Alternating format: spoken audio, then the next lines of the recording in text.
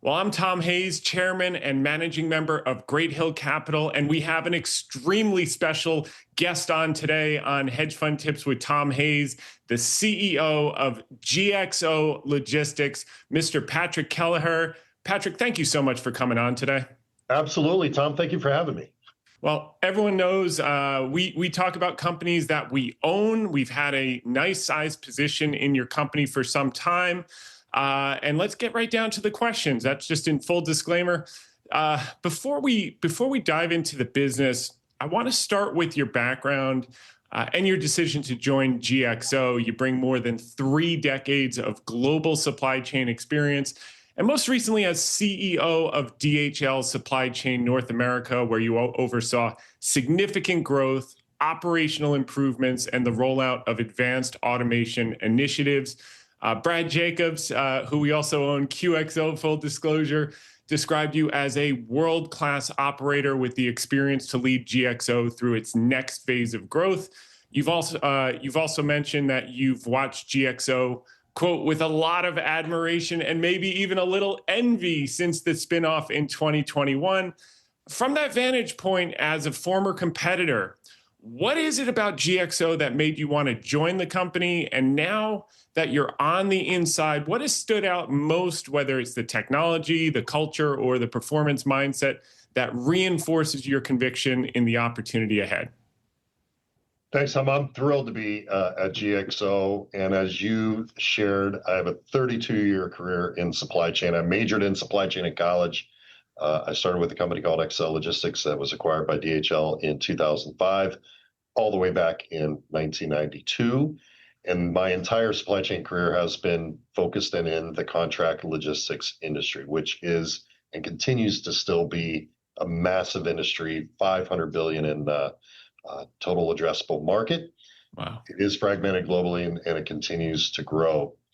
Throughout my career at DHL, I held a number of different roles, which I think gives me a great perspective on the industry, competing in the industry, and especially providing great services for customers. Most notably, probably the last 2 roles that I held at DHL, I was from 2017 to 2023, the Chief Development Officer globally for DHL Supply Chain, responsible for global sales, marketing, product development, our market verticals, and M&A during that period of time. And it gave me a great global perspective of the health of the market, where the market is especially dynamic, and where the growth opportunities exist, and really was a great foundation for my new role at GXO. And as you say, I've watched GXO since 2021 in the spinoff. I think by GXO going public and really being the pure play contract logistics leader in the industry, one of the few, if only publicly traded, really, I think, put definition to the contract logistics market, created awareness within the market around the industry and the great potential that the industry has. When I got the call from Brad on the opportunity to lead, it was an easy decision for me. Having been in the industry for a long time, loving the industry, admiring GXO, I was especially excited about the opportunity to join a pure play contract logistics organization. I think that comes with agility, a very special dimension of customer focus in the services that we're providing. I love the speed of decision making, capital allocation decisions, investment and technology decisions that are being made. We are moving very fast. I love the agility and speed at which I'm able to move as a pure play public company in this space. Yeah. And as you say, I've watched GXO with envy and admiration since 2021 as well, and especially with GXO's position as a tech leader in the space. GXO has really been on the forefront of piloting robotics, automation, AI now, humanoids now. We have in our facility, which is really exciting, waking up every day working on that. And I think that coupled with the global scale that GXO has, the vertical expertise that has been built, especially through M&A over the last 4 years, it is a phenomenal platform for growth. And we're really focused on ushering in a new era of growth at GXO. I love that. That's music to my ears, Patrick. I want to drill down on North America, which you made a clear priority on your inaugural earnings call after taking over as CEO. The U.S. business generated about 3.1 billion in revenue in 2024, roughly 26% of GXO's total. A small share of the 250 billion plus North American market, which speaks to the size of the opportunity we still have ahead. Having led DHL Supply Chain North America, this is a market you know extremely well, and you've already highlighted near-term opportunities to accelerate growth across the region. You've pointed to aerospace and defense, industrial, and life sciences key verticals for expansion. Brought in Michael Jacobs as president of the Americas and Asia Pacific and reallocated resources towards sales and marketing to strengthen the company's position. Could you speak to what you're doing differently in North America to compete and win new business, whether in terms of your go-to-market strategy or vertical focus to unlock more of that 250 plus billion dollar opportunity? And secondly, as you scale into higher value sectors like aerospace, defense, and life sciences, how should investors think about the impact on margins and mix compared with the more mature omni-channel retail business? Sure, that's a great question, and I've been very clear that North America is a priority market for us. I think to put that into context, about two-thirds of our business globally is in the UK and Europe. That is the result of a really strong and successful M&A effort in those geographies. Yeah. GXO has doubled in size from a revenue perspective since the spinoff in 2021. And that has been on the back of a lot of M&A, particularly in those two theaters. Those M&A transactions brought with it great vertical expertise in technology, industrial, and aerospace, especially. And then most recently with the acquisition of Wincanton, brought great capabilities in the defense space. In looking at GXO, GXO has underdelivered from a growth perspective in North America in comparison to the market growth that we have seen in contract logistics and in comparison to competitive peers. So it is very clear that with all of the capabilities and competencies that we have, we need to focus more on North America as a key growth driver for us organically going forward. And so we've already taken big steps in positioning ourselves to really compete and win in North America. We've announced Michael Jacobs coming into the organization. He is leading North America and our Asia business. Michael's a 30-year veteran of the industry. He and I have worked together for 25 plus years of that, with him as my customer, by the way. Wow. So he is coming from the customer side, most recently with Ferguson Enterprises, Keurig Green Mountain before that, and Toys R Us before that. So he's got phenomenal operating competencies. He understands what our customers are looking for in a contract logistics provider, and he's lining up his team to make sure that we're delivering against that every day. As you mentioned, from a market vertical perspective, we are putting additional emphasis on what I call the B2B verticals. That is aerospace, defense, life sciences, technology, and our industrial sector. About 70% of our business at GXO is associated with consumer-facing verticals. That is e-commerce, omni-channel, CPG, and bricks and mortar retail. And so we really want to seek some diversification in the size of our market verticals.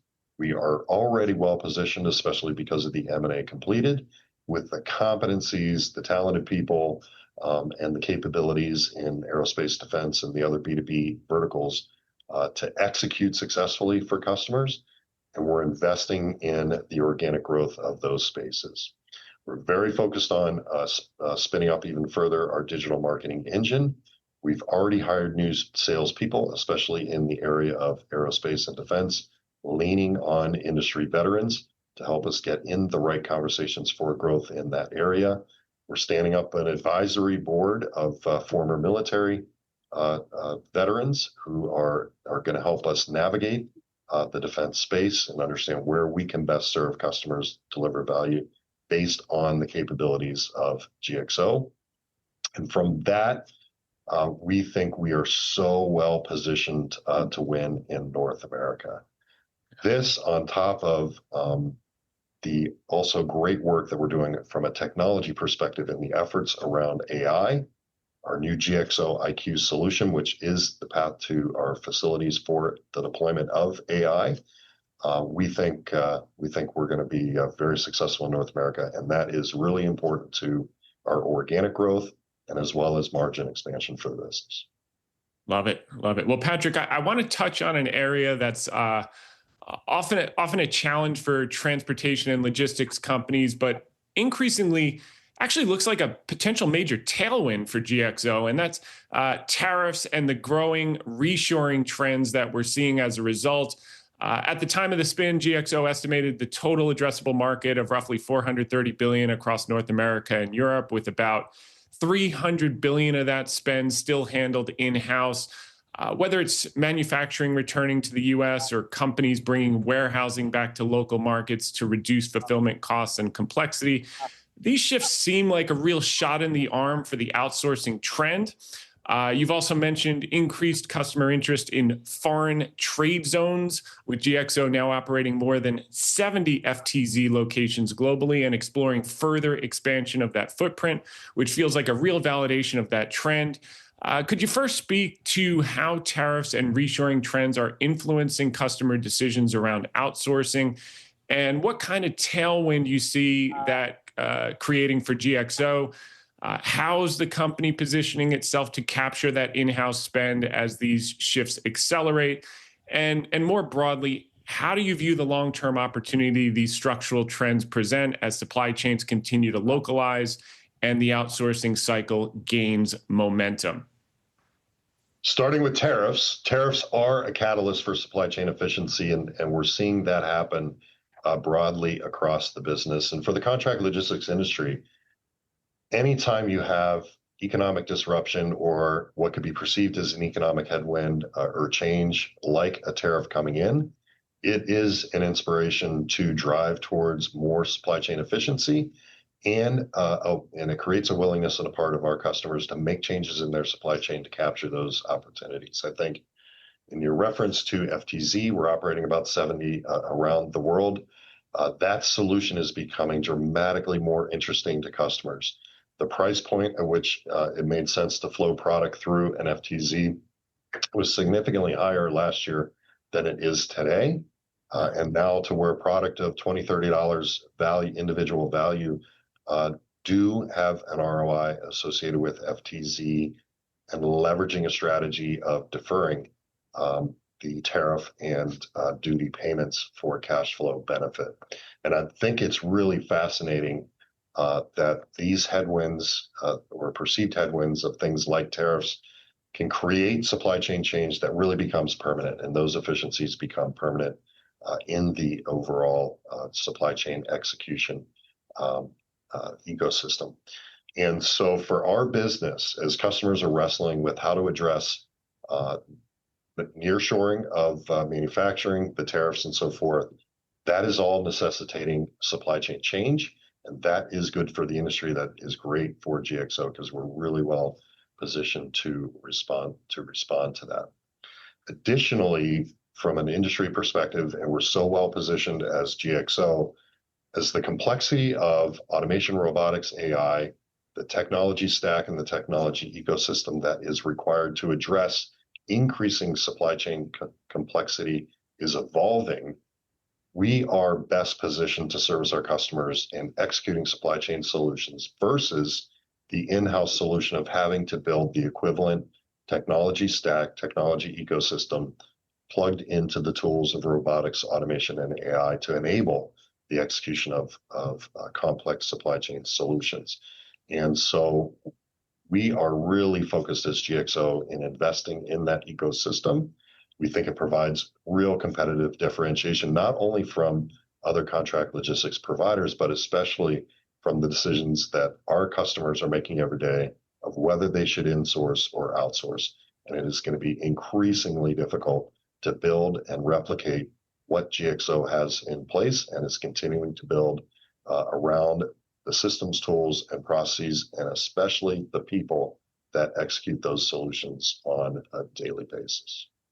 Love it. Well, that's really helpful, Patrick. I want to shift gears. I want to talk about organic growth, which you've made clear is your top priority coming in, and something you've said you really thrive on. At the height of the e-commerce boom, GXO was growing at high teens pace, even reaching 20%. Then came the abrupt rotation from goods to services and the resulting destock cycle, which led to a sharp slowdown with organic growth bottoming in Q4 2023. We saw that across many portfolio companies for us, and that was the clear inflection point. That quarter marked the inflection point, and since then, growth has steadily improved, with Q2 this year the strongest in more than 2 years, and full year guidance suggesting another step up heading into 2026. With that recovery firmly underway and nearly $700 million in incremental revenue already secured for next year, how do you view the organic growth potential of the business today? And as you think about what's driving the acceleration, whether volumes, pipeline conversion, or expansion into new verticals, where do you see the greatest opportunity to sustain the momentum and define what feels like a new era for GXO? It is a new era of growth at GXO with the priority on organic growth. We are still going to embark on M&A. M&A will be very focused on the North America market and in the B2B industrial verticals that I talked about of aerospace, defense, technology, life sciences, and industrial. As you say, in 2021, GXO was enjoying organic growth of high teens, even as high as 20%. And this year we will deliver mid-single digit organic growth. We want to ramp back up to our full potential in that area. We haven't given 2026 guidance on that yet, but we will be at an investor day in 2026, and everyone should look forward to that. But it doesn't take away, the absence of the guidance doesn't take away from the belief that we have that we are capable of more with respect to organic growth, and already putting actions in place to deliver against that. I mentioned that we're participating in a big market, over $500 million globally, and today we only hold about 3% market share in that, and the market continues to grow. Everything I've read suggests a 6 to 8% CAGR for the contract logistics industry through 2030, and we're well positioned to capture our fair share and beyond of that growth. In terms of the actions that we're taking, the organization has been very focused up until this point, and we are at an inflection point as GXO, as the organization has been very focused on M&A and digesting that M&A. That has positioned the scale and the capability and the competencies that we need in order to deliver organic growth. And it's really time that we accelerate that organic growth for the business. We're doing that through more robust digital marketing in terms of getting our name out there and connecting with customers interested in outsourcing and also creating interest in outsourcing.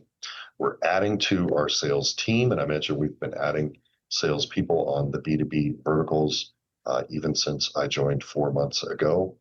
And we're going to be very focused on high growth markets like North America and high growth verticals where we are seeing a disproportionate level of growth in our pipeline on those B2B sectors. So with that, we expect that organic growth will ramp.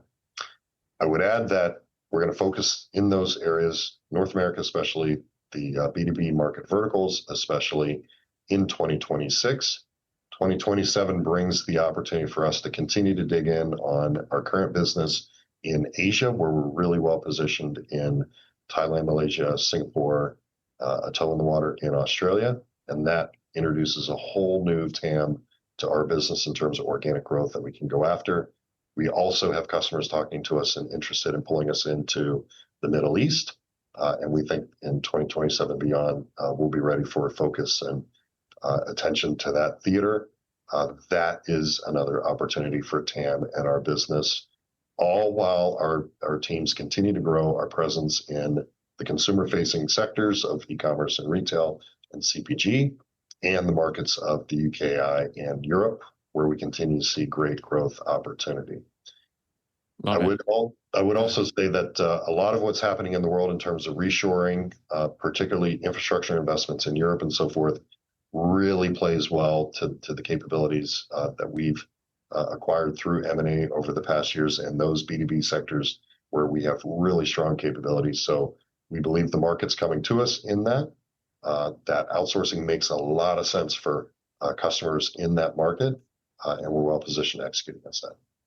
Love to hear, Patrick. You mentioned getting your fair share. I hope you get an unfair share because your execution is so superior. Moving on, Patrick, in your comments at the third quarter results, you highlighted driving margin structurally higher as a key focus area for you. I know you're currently integrating Wincanton, which should unlock some cost synergies for GXO, but can you talk through the levers that are at your disposal to drive margins structurally higher? Sure. If organic growth is my first priority, then margin expansion is a really close second. Okay. With respect to Wincanton, we are on the path of capturing the M&A synergy opportunities there. We will achieve our goal of a $60 million run rate as we exit 2026. About 10 to 12 million of that has already been captured, and the actions in place to capture the balance. We are still seeing relatively flat volume, plus or minus 1 or 2% from our customers, and our growth plans and our margin expansion plans are not dependent on volume coming back from our customers, but rather more through two key levers, and that is organic growth, which I talked about, participation in the North American market, which is a healthy market from a profitability perspective, as well as driving our presence in the B2B verticals, which come with more complex supply chain solutions, higher risk in execution, and therefore higher reward and profitability of the solutions that we sell in those areas. So from a portfolio perspective on organic growth, we expect a benefit on margin expansion and driving towards that. The other is on operational execution and our operational excellence agenda. I recently announced that we would be hiring and have now identified an individual to be announced shortly as the Global Chief Operating Officer. That individual is focused on looking at our business through a global lens. Because I believe the level of M&A that the business has done over the last 4 years, the business at GXO has been run as regional silos, really not looking yet at the business from a global perspective and how we can leverage our scale in the best way possible. The new global COO is a big part of putting that global lens on the business in really two dimensions. One is from a labor productivity perspective, making sure that we've deployed the best tools to drive the best productivity and the best underlying labor costs, doing that in a consistent way around what I would call the GXO way, globally across our 1,200 plus operations. And we believe there's labor savings opportunities there where we can benefit from margin expansion. Our customers can benefit from lower cost. The second is around technology, and we continue to be a leader in automation and warehouse robotics, AI, now humanoids. We are driving towards making sure that we're working with the right partners, that the solutions that we're deploying deliver ROI, and accelerating the pace in which we're getting these solutions into the hands of our customers to create value for them and to drive margin expansion in our business. And then finally, from an SG&A perspective, we think we have the teams in place in order to be successful, and we continue to drive, particularly looking through a global lens. Where can we leverage our global scale around procurement as an example to make sure that we get the best leverage of our SG&A for margin expansion as we go forward? We are planning an investor day in 2026, a date to be announced, and we're going to share a lot of details on each of those pillars in terms of our path forward over the next 3 years. Well, it's great to hear that, Patrick. And, you know, you hear so much noise about AI is going to increase productivity and margins and humanoid robots. And honestly, the only company that I can see already doing it and already implementing this technology way ahead of the curve is GXO. So that's really, really promising. Switching gears to another value-added service that GXO offers, I'd love to touch on reverse logistics and the long-term opportunity in that space. In traditional brick and mortar retail, only about 1 in 10 items are typically returned, but that number jumps to nearly 1 in 3 for e-commerce. A lot of people don't know that.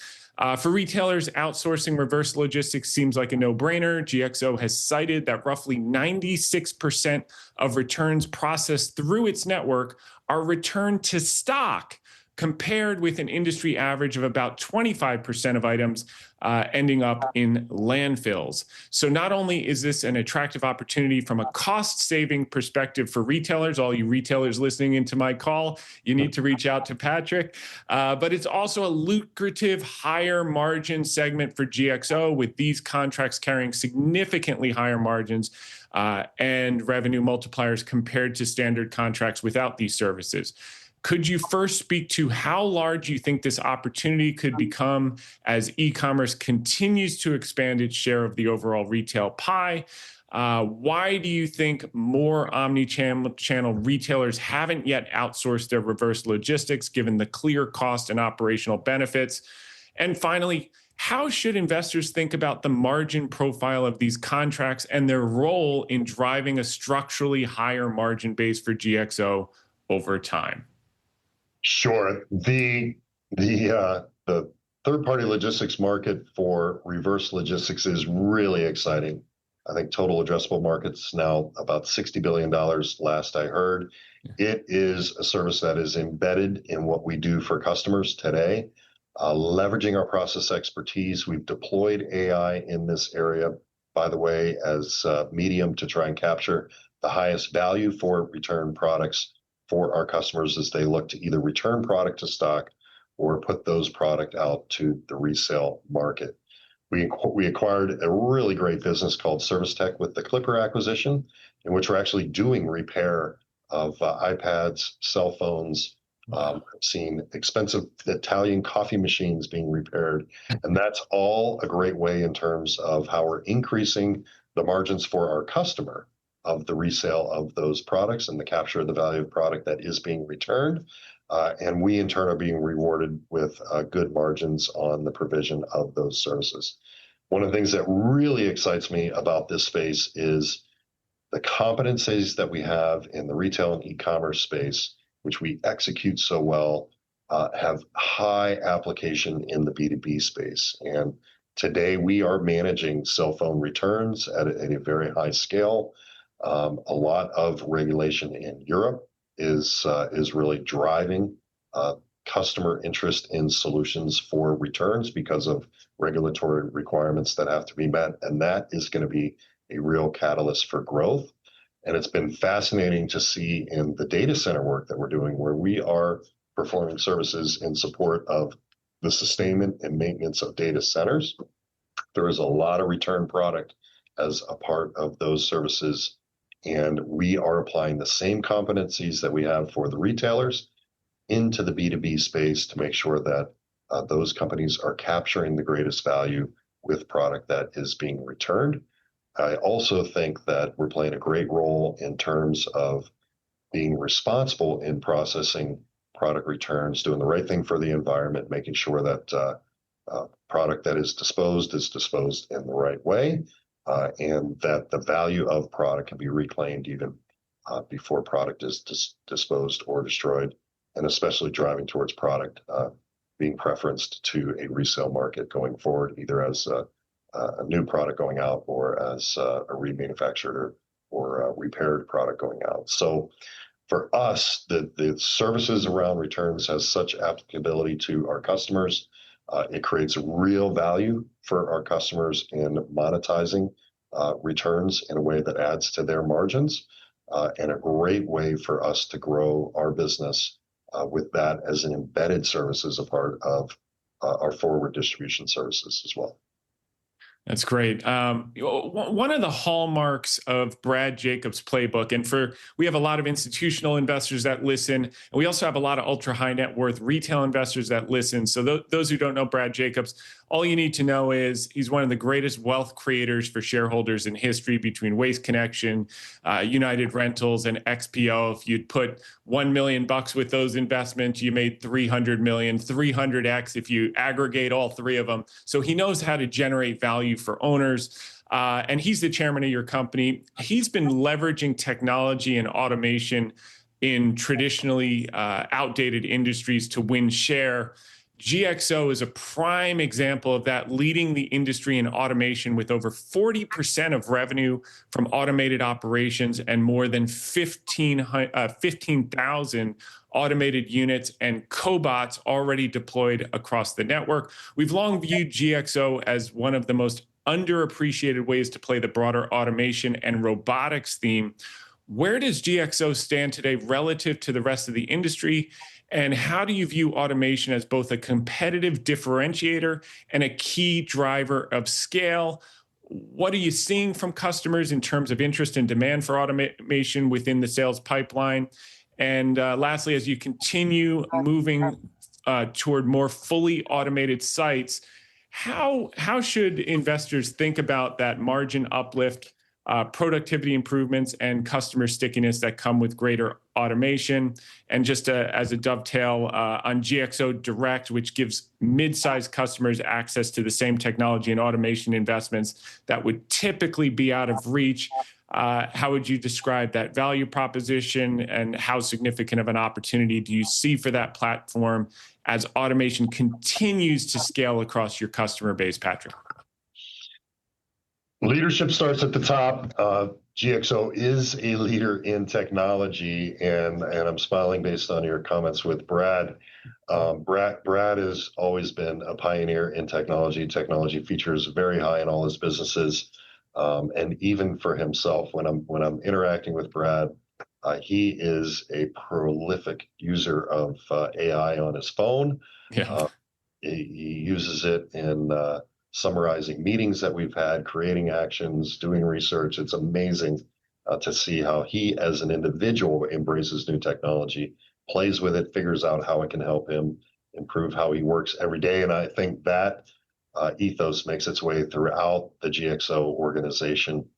And I think it's a big part of why we are positioned in a as a market leader in tech innovation. It has fascinated me for the 32 years that I've been in supply chain that the warehouse has somehow become a surprising driver of tech innovation and really the test bed for technological innovation going forward.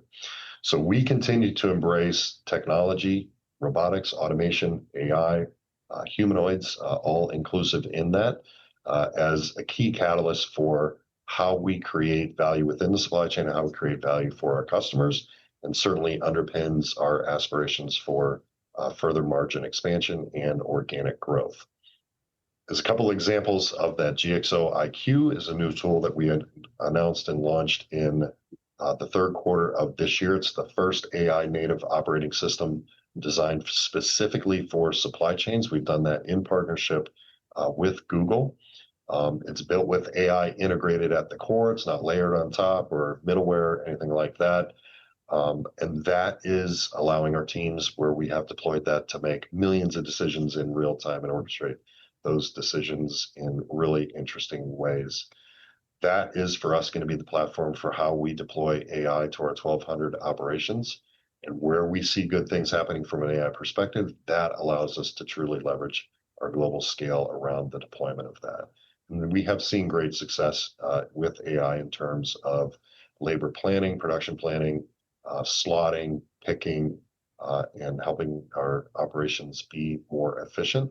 We feel like that creates customer stickiness with having this ecosystem of technology that is integrated with proven ROI, and I think is going to inspire our customers to want to participate with us in journeys to deliver value in supply chain.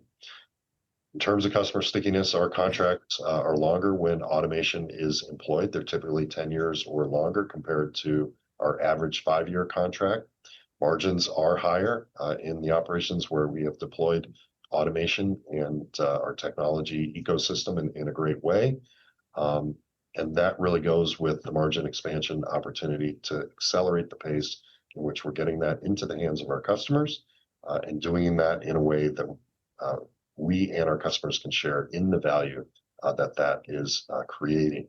And so we're really excited about the future that technology is bringing to us. And we're really going to harness that on the two priorities of organic growth and great operational execution margin expansion going forward. Super funny little anecdote to your point with Brad. I met with him in person a couple months ago at the QXO offices, and pretty much the first thing he does in the conference room, he says to his phone, "Tell me who is Tom Hayes, Great Hill Capital, and tell me more about his podcast, Hedge Fund Tips with Tom Hayes." I'm like, "Uh-oh," and it just goes on and on. Fortunately, it was all positive, so the meeting lasted an hour and a half. But if he had said, "We don't know who he is," he would have been like, "Security, have him out out of here." But I saw him use Feel it it, in real time. I was like, "Wow." yeah. Uh, Feel it coming for my performance review. Yes. And there you go. Well, staying with the technology theme, Patrick, a big part of our investment philosophy at Great Hill Capital has been focusing on the beneficiaries of AI, the everyday so called boring companies quietly using AI to drive productivity and efficiency rather than the hyperscalers, what we call the cost centers, the ones spending all the money building out the infrastructure. GXO is a perfect example. Earlier this year, you launched GXO IQ, the industry's first AI-powered cloud-native operating system for logistics, developed in partnership with Google Cloud. From pick path optimization that evaluates billions of variables per run to proactive replenishment that accounts for labor, inventory, and even weather, early pilots have shown a 22% productivity improvement across 30 sites. For those less familiar, could you walk us through what GXO IQ does and how you see it scaling across your network and customer base? What kind of feedback are you hearing from customers so far? And commercially, how do you view the long-term opportunity as customers adopt these AI capabilities more broadly across their operations? GXO IQ is the platform first and foremost that allows faster rollout of AI to our operations to get the benefits rolling for our customers. You can imagine it as a warehouse management system in the way that we have positioned it. It interfaces with our warehouse management systems and is really agnostic to the warehouse management system platform that we're running in a particular operation. And it is effectively the store where our facility managers and teams can go and shop for the AI tools that can deliver value in their operation and create the greatest combination of AI tools to maximize the result. And so by deploying GXO IQ, we've made AI accessible to the operations on the warehouse floor. We're able to measure the impact and result and return on investment associated with the AI modules so that we can make the right improvements to those, have the impact of that hit the 1,200 sites that are out there, or maybe stop working with a tool that isn't delivering an expected return and position something that is more improved and can deliver a better result. It's integrated with our data lake, and that is a big part of how it derives its value, is being able to access a very large data lake associated with those operations that we run.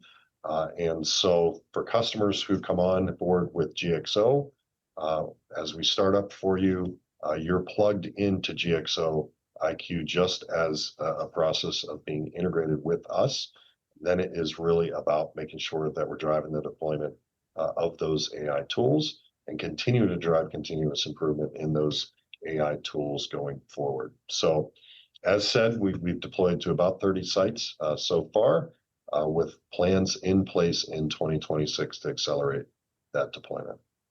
That's great. Patrick, it was nice to hear during the conference call that the long-awaited Wincanton integration is now officially underway after a little hiccup there with the CMA, and it's progressing well. So you've already mentioned your first joint customer win and remain on track to deliver the 60 million cost synergy run rate by the end of 2026, which is encouraging. Beyond that, there's also meaningful revenue synergy potential as you leverage combined customer relationships across Europe, particularly within the key industrial and aerospace and defense verticals. You have plenty of M&A experience under your belt, overseeing 4 transactions over the past year alone at DHL. With that context, what are your early impressions of Wincanton so far, and how do you view the strategic fit within the GXO platform? Then in terms of revenue synergies, looking back, it took roughly 18 months for those from the Clipper acquisition to begin materializing. ultimately helping to secure the landmark 2.5 billion NHS supply chain contract. What's your outlook for realizing similar cross-selling or vertical expansion opportunities as the Wincanton integration continues to progress? Thing that comes to my mind on Wincanton is the great people that have joined the GXO from the Wincanton organization. I'm 4 or 5 months into GXO right now. One of the things that has struck me here as being really unique is the performance culture at GXO. I heard somebody recently refer to our team members as athletes, which is, I think, a perfect personification of the attitude that people come in to work with every day. And I see that in the Wincanton teams that are joining our GXO team. And I think we're really, really going to benefit from the contributions of those individuals. On the cost synergies, as you mentioned, we're on track for the 60 million run rate by the end of 2026. Very exciting is the revenue synergies that are emerging as a result of the marriage.